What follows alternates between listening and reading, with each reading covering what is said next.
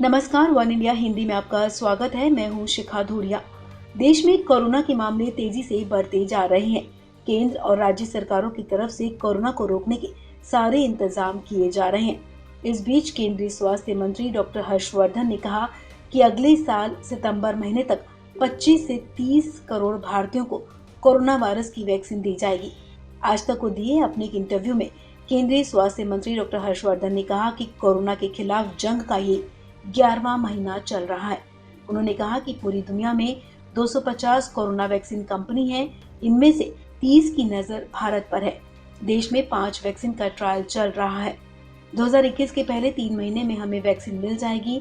Doctor Harshvardhan ने कहा कि सितंबर तक 25 से 30 करोड़ भारतीयों को वैक्सीन दी जाएगी।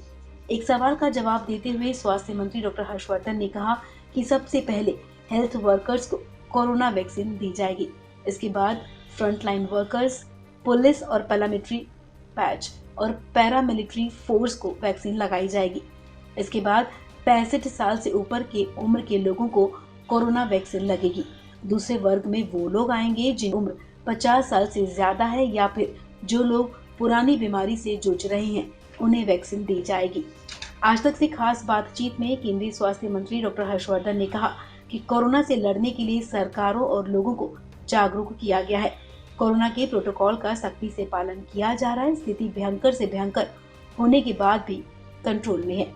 उन्होंने कहा कि उसी का परिणाम है कि अगर देश में लगभग 90 लाख केस हैं, तो उसमें से 85 लाख लोग ठीक होकर घर जा चुके हैं। डॉक्टर हर्षवर्धन ने कहा कि सबसे ज्यादा रिकवरी रेट भारत का है। एक्टिव केस की संख्या 10 लाख तक चली गई थी, जो अब तकरीबन 4 लाख तक है। अपने इंटरव्यू में केंद्रीय स्वास्थ्य मंत्री डॉक्टर हर्षवर्धन ने कहा कि कुछ शहरों में कोरोना के हालात चिंताजनक हैं। पिछले समय में कोरोना के केस बढ़े हैं।